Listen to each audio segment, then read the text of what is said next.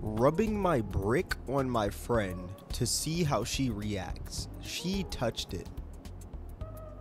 What the fuck? There's a problem with YouTube, specifically black YouTube. Black YouTube sucks. When it comes to black YouTube, I feel like there's two sides. There's one side with these amazing content creators like Corey X Kenshin, Berleezy, AMP, RDC, and many others. And then you got this other side with these creators that don't care about their content at all. All they care about is the money that comes with YouTube, and all their videos are just based around sexual things. One side is like that homemade burger that takes hours to make, and the other side is like that $2 McDonald's burger that tastes good for about 5 minutes, but the next day you feel like absolute.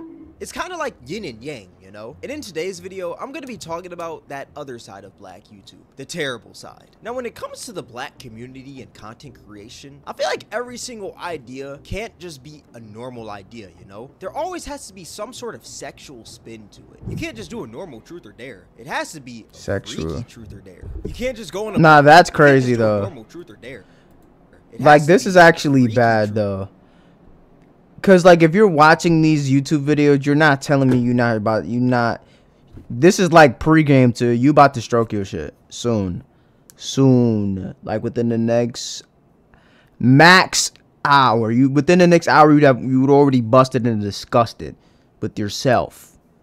There's no you just watching these like, oh, like what happens next? Oh my gosh, like you sitting there, your eyes get low.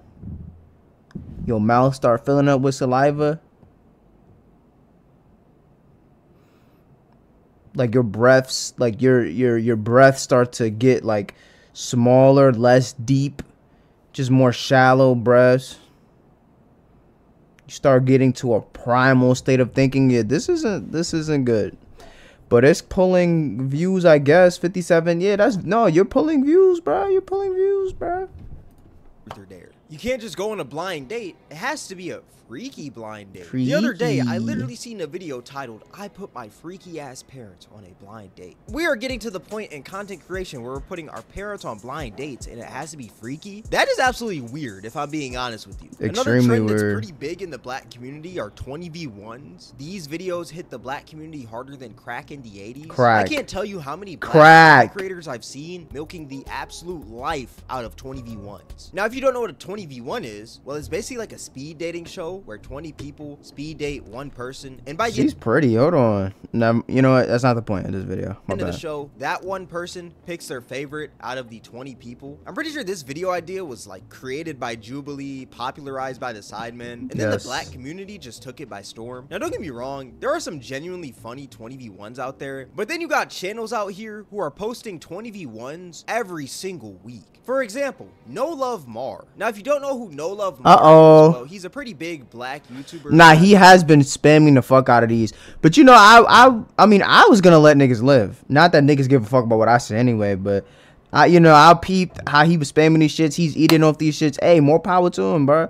Literally, that's what I'm thinking, but go ahead. 44 million subscribers. But when you take a look at this man's channel, basically all of his videos are 20v1s. I wouldn't be surprised if this man changed his name to Cupid, the way he's helping out everyone find love. I wouldn't be surprised if this man did a 20v1 with the whole entire United States for his next video. Honestly, at this point, this man should put me in a 20v1 to help me find some action. And then me next. Once he do him, I gotta be next. Unless it's a YouTube, like if there's a requirement. Like, nah, I can't do it unless you got at least 50k subs or 100k subs. I respect that. But you know, put me on type shit. Like, come on. And what's crazy is that this man is so obsessed with 20v1s that he literally jumped another YouTuber because they made a 20v1 with Krishan Rock and he wanted to do that idea first. I mean, there's literally entire videos of him and his crew just pulling up to their studio, them beating up the other guys, and them taking the camera and the footage so it doesn't get uploaded to YouTube. Number one, what happened to Shame? Did that really happen? Did that dead ass happen though? That's crazy. Who genuinely wants to speed date the snaggletooth demon Krishan Rock? That woman is literally the embodiment of a Neanderthal. And number two, why are you out here jumping other YouTubers? Because they're about to upload an idea before you. Just be more creative and make something other than 20v1s. And maybe you wouldn't have to resort to jumping people. I would have definitely got that lawsuit, bro, because that nigga got paid. That nigga got paid. I need the revenue. I need 50% of his revenue from that channel for the next, you know what I mean? Type shit. Make the same style of content as you. Imagine if Moist Critical got to a topic before me and I fought him because of that. Isn't that the stupidest thing ever? Like, it just doesn't make sense at all. And what's even worse is that before every 20v1 that this man does, he promotes this scam where apparently you're supposed to get $750 cash. He does promote that scam. He does promote that scam. I actually seen it, but I didn't say nothing. I actually let it ride. I actually didn't say nothing, but I'm like, oh, that's a scam. Okay, I didn't even really say nothing about it, but from clicking the link in the description, but you don't. It just takes you to one of those sites where they have you fill out all of those tedious surveys and you get nothing from them. I mean, there's literally entire videos on YouTube exposing these scams. He gets the money because he gets paid from people clicking the link, but you as a viewer, you get nothing because, I mean, why would Cash App just give you $750? They would be broke if they just decide to do that. It just shows how greedy of a YouTuber this man is, but I'm pretty sure that was already pretty evident. You also have this other YouTuber right here named Real X Sean, and basically a bunch of his videos are just 20v1s. I mean, nothing really else. But this man also, he spams that link in the description with that $750 Cash App that you're never gonna get. And then you got another 20v1 YouTuber right here named Ryan with the Sauce, and he also spams that link in the description with that $750 Cash App. And what's also crazy about these 20v1 YouTubers is that there's literally no originality with any of them. The only difference is the people in the 20v1s. The intros are all the same, the editing is all the same. Hell, even the freaking personalities of all these YouTubers are all the same. Even the freaking scam in the video, they're all doing the same $750 Cash App scam. Even the scam in the video is the exact same. Copy These and dudes are paste. literally made in a freaking laboratory, bro. Like, they're just printed every single freaking week. Every week I see a new up and coming 20v1 YouTuber. What's also crazy is that these dudes will have young people in their 20v1s, which is very sad. For you guys that don't know, there's this rapper named La Tyler, and he's 17 years old. And the YouTuber No Love Mar, he made a video with La Tyler. He made a 20v1, and it's disgusting, if I'm being honest with you. How you feel about sex on the first night? I don't think it's bad. Like, if both of y'all vibing with each other, you peep the vibe. We grown. We grown.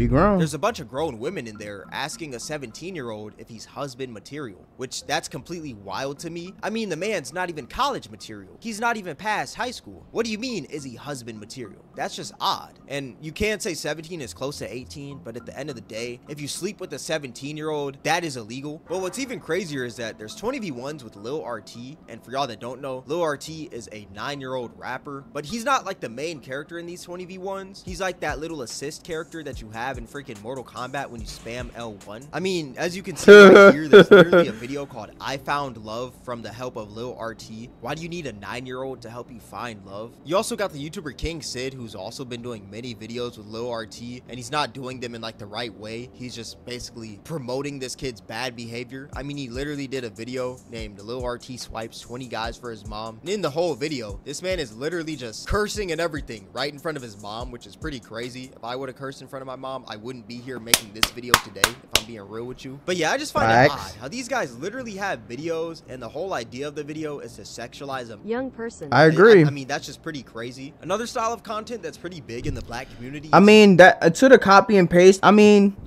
it's just like you have different people, right? So if you have let's compare YouTube to the NBA, right? You have guys in the NBA, like I heard Jason Tatum talk about, I don't play basketball for money. I'm in the NBA. I play basketball because I love basketball. You got guys like that are in the NBA. There's plenty of podcasts talking about, got NBA players talking about, there's a lot of guys in the NBA who don't like basketball who are actually sorry. There's a lot of content creators who are actually sorry content creators, right? So, I mean, there's a formula, right? You get in the NBA, you do it to make money. You start making a YouTube channel, a lot of people do it for money. You're talking about Corey Kitchen, Kai Cenat, Duke Dennis, and AMP, Berlizzi. Them niggas are like amongst the greats. Those niggas are LeBron James, Kobe Bryant, Carmelo Anthony, Chris Paul. Those are the greats. Those are the all-time YouTube greats. In my opinion, Corey Kitchen is like, if you had to have a YouTube Mount Rushmore, for me personally, Corey Kitchen is in that YouTube Mount Rushmore, right? You got a lot of greats that do it because they love the craft, they love the game, they just love what they do, and the game rewards them. And you got a lot of people who's gonna grab low-hanging fruit. They're not really tripping on creativity. They're not really tripping on if this video is right and I want it to, this is my craft and I love it. This is my God-given gift and ability. No. It's 20v1. Okay, how much we make off that? Okay, we can make we can get like shit 250,000 views. What's that? At least a band. Okay, we coming up off a band. We good money. Okay, how he edited? Okay, that's how I'm. This what they like. All this retention. Okay, this is like not everybody's gonna do it for that reason. So you know, it just comes with the territory. When you have a high return, like you have high potential in a field like YouTube or like the NBA, you gonna have niggas that do it because they don't love it. They're gonna have niggas that do it, you know, for the money. So it is what it is. Face-to-face smasher passes, which these videos are also pretty unbearable to watch. If you don't know what this is, well, it's basically a bunch of grown adults getting lined up, and one by one, they basically go through these lines and say smash or pass to the person they're standing right in front of. It's pretty sad when you really think about it. If I had to sit here and watch this for 30 minutes, I'm not gonna lie, I probably wouldn't even make it through. I would lose freaking all my brain cells by the 5th minute of this video. But yeah, that's another style of content with Black YouTube that's pretty stupid in my opinion. I mean, imagine giving birth to a child just for them to participate in a face-to-face smash or pass. And like I said earlier, a lot of Black YouTube, their content just revolves around just extremely horny content. Public interviews. I mean, you know, the whole gay son or thought daughter thing. Find your match. Bruh, niggas, there was a blueprint and niggas spam the fuck out the blueprint, bruh. You know, it's like on one hand, I can't even really be mad. It is degenerate. And it is, you know, it is brain cell, like, you know, it does make you lose brain cells. But at the same time, people watch the content, though. People are watching the content. So, like, to an extent, how mad can you really be if niggas are watching that content? How mad can you really be? Like, you can be like, oh, porn is bad for you and, you know, you shouldn't do it. But somebody's watching it. Those porn videos don't have 500 views. They don't have 5,000 views. They don't have 20,000 views. These smasher passes don't have 5,000 views. They have 100,000, millions of views. So somebody's watching, right? And it's like, you know, I guess to an extent, it's like, yo, it's not ethical. You know, it's like selling crack, you know. Somebody's buying crack. So it's like, you know, the drug, like everybody blame the drug dealer. But somebody's buying crack. Somebody's buying crack. So to me, it's just like, it doesn't really, I mean, it does make sense to acknowledge it, but at the same time, if doing this type of bullshit is going to get rewarded, people are going to do it. So then we have to really think about what kind of content are we rewarding? What are we giving our view to? And that's probably more important. You know, if selling crack is profitable, people are going to sell crack. That's just point blank. So I would question, where should your energy go? Should your energy go towards the consumer? Hey, why are we watching this? Why are we supporting this? Let's come together and try to, you know, wooty woo. Or should you attack the people that are going to profit from it? Because I would say that it's easier to, you know, get the consumer to stop. I mean, I don't know. Honestly, I don't really know if it's possible. You're going to have people that watch porn. You're going to have people that watch this type of content. You're going to have people that sell crack and sell drugs. You're going to have people that commit crimes. Like, you're going to have people that do unethical things. It is, but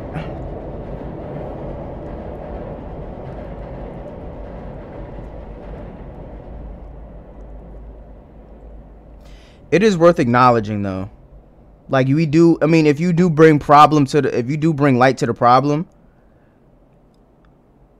then, you know, maybe we can do something about it. But I don't really, what's to be done about it? What's to be done? I don't know. Which is just basically they get a room full of people and they just try to find their matches and stuff. Overall, my problem with Black YouTube is that, number one, it's just unoriginal. Everybody's just copying off each other and expecting to become the biggest Black YouTuber of all time with zero originality, which is absolutely crazy. And number two, all these videos are just based around these sexual concepts for kids to click on them. And then once these kids click on them, they're just going to freaking promote these little scams and stuff like the $750 Cash App scam just so they can get paid. Overall, Black YouTube is just down atrocious right now, and it's honestly sad to see, bro. But yeah, this is gonna wrap up the video. If you guys made this far, I appreciate you. If you guys enjoyed this video, then I highly recommend you guys check out my most recent video. It'll be somewhere up here on the screen. But yeah, with all that being said, thank you guys for watching. It's Cameron, and I'm out. Let's see what kind of content he makes. Obviously, this is probably one of his most biggest videos. That's actually cool. There's why everyone hates fitness influencers. Nah, he's smacking though. I kind of like his videos are pretty cool. You kind of just sit down, talk about your ideas. You know, I bangs with it. Mr. Beast ruined YouTube by accident.